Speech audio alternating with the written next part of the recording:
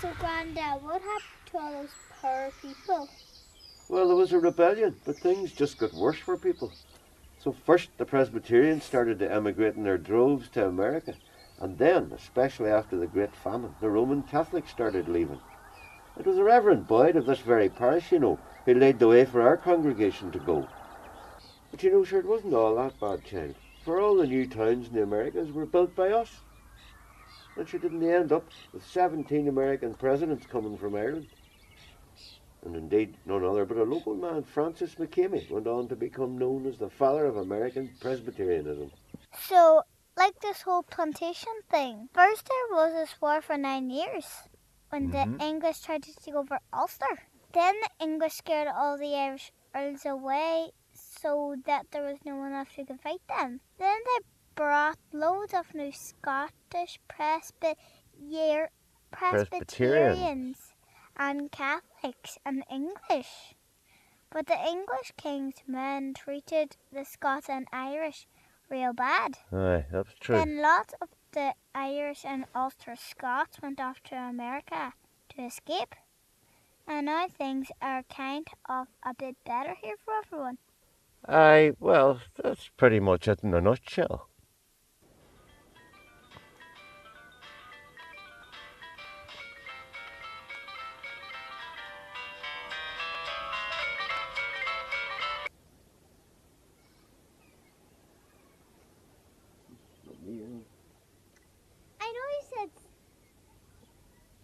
I know you said 6, Mum, but that might be ages away yet. Fine, I'll meet you at the church.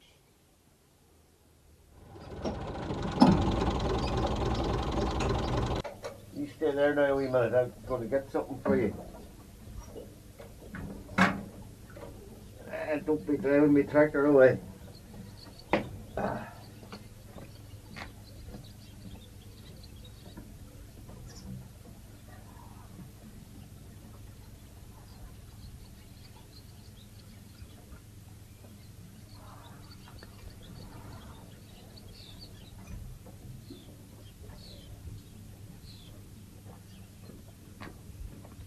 Now, you see that?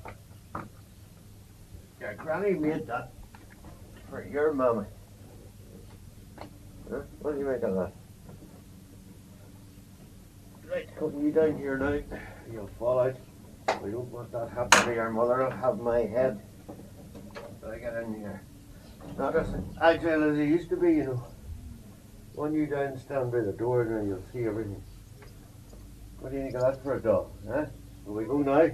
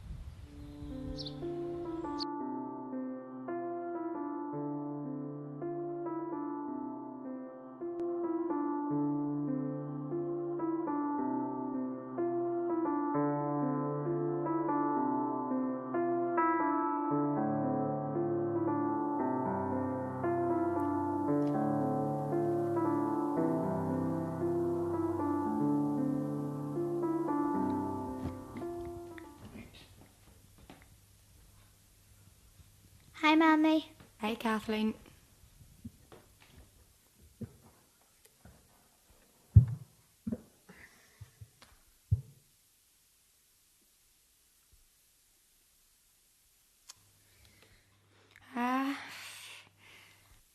So I remember all the services that we used to have here when I was a wee girl. Remember all the stupid dresses that we had to wear? Do you remember? Oh my God. I suppose it did look nice at Christmas. You should have seen it, Kathleen. the shape of us and the dresses. Grandad, do we belong in the Presbyterian church? What do you mean? Are we planters or are we Gaels? Well, now, your granny, she would have been a Gael, and I suppose I'm merely a planter. But that makes you lucky, 'cause you're a bit of both. And you'll be able to carry all the stories of both people with the same wit. Not a good thing.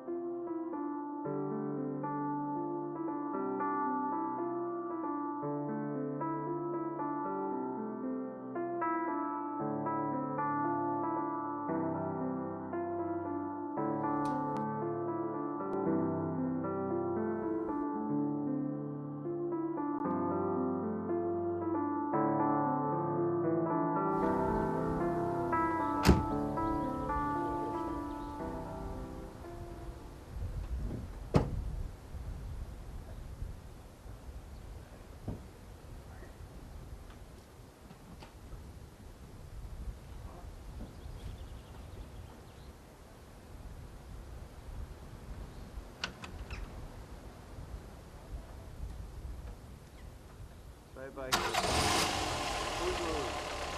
See you again.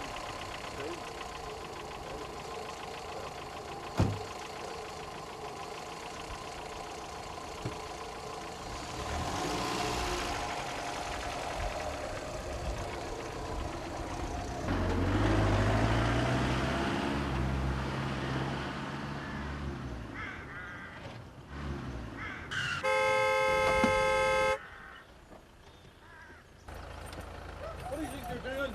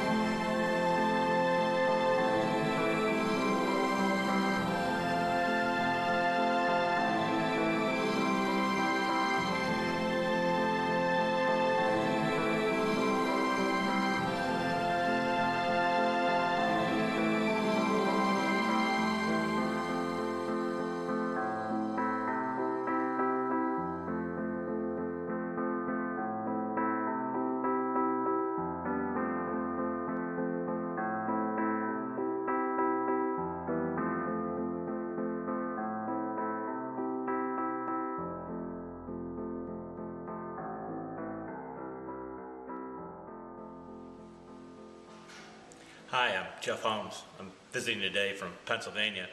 I'm the 10th great grandson of the Reverend William Holmes, who was minister at First Strabane from 1692 to 1714 when he left to go to America. He had married the daughter of Reverend Robert Craighead, who was minister at First Derry. Right after the siege, he was minister there. And he had married the daughter of Reverend John Hart, who I'm visiting today. John Hart was the minister here in Monrea from 1655 to about 1675. But I'm excited to be visiting the area and finding some family history of this string of Presbyterian ministers. How did you feel about your 10th great grandfather being imprisoned? These were men of incredible courage. Reverend John Hart was imprisoned in Lifford Gaol, which I'm hoping to get down and see at least the site for, among all things, having a day of fast and prayer. But that was frowned upon by the established church at that time, and the penalty was paying a high fine and spending several months in the Lifford Gaol. Yeah. So you're looking now to go down first of all and see where John Hart is buried, which is in Taboyne. You want to visit that site? Yeah, we want to go down and see the church. He is supposedly buried at in the churchyard at Taboyne, so we're going to go down and see if we can find the old gravestone, and then maybe perhaps this afternoon we'll head off to First Derry and see where my other ancestor, Robert Craighead, preached there.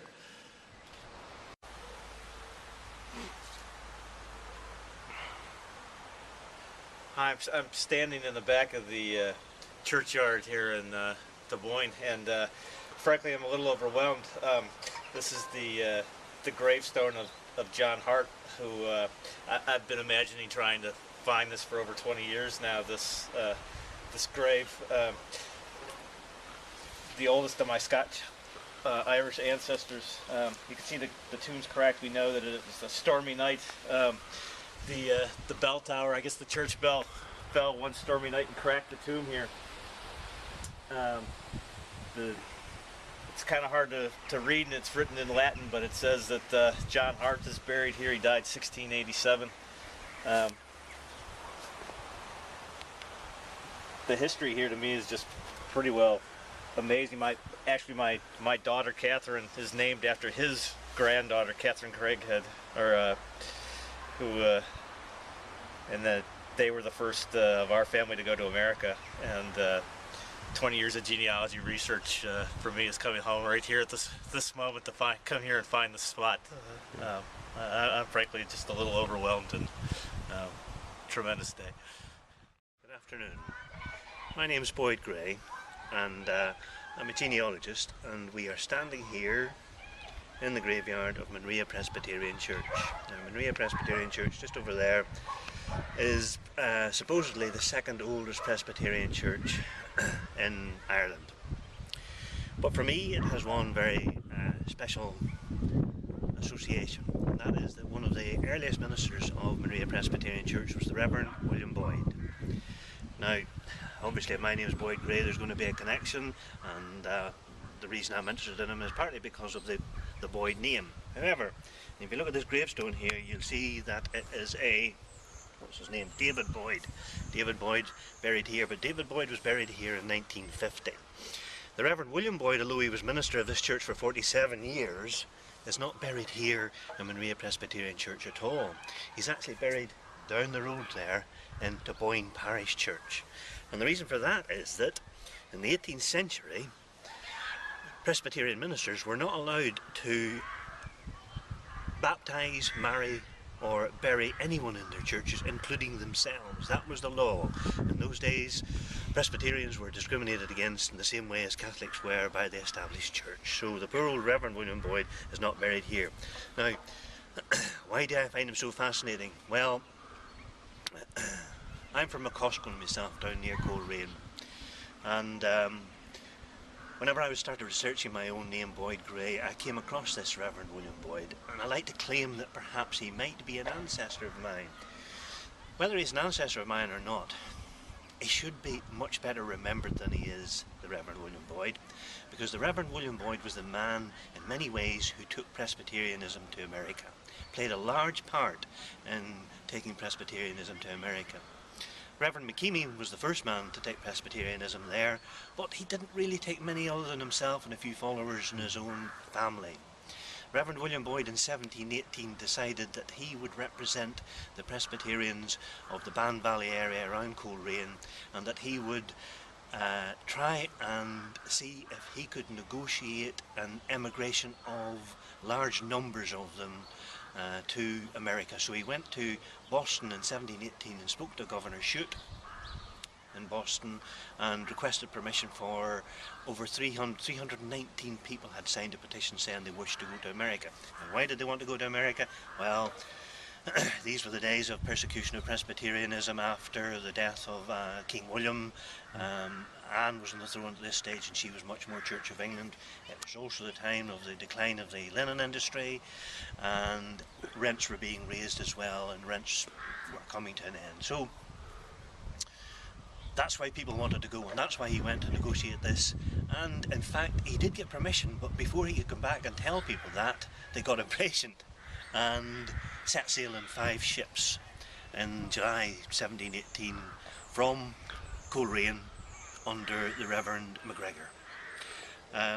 Reverend William Boyd actually didn't stay with the emigrants. He came home to McCuskern, which is where he was minister at the time, and eventually 1725 he moved from McCuskern Presbyterian Church, where he was the minister, up here to Monrea Presbyterian Church. So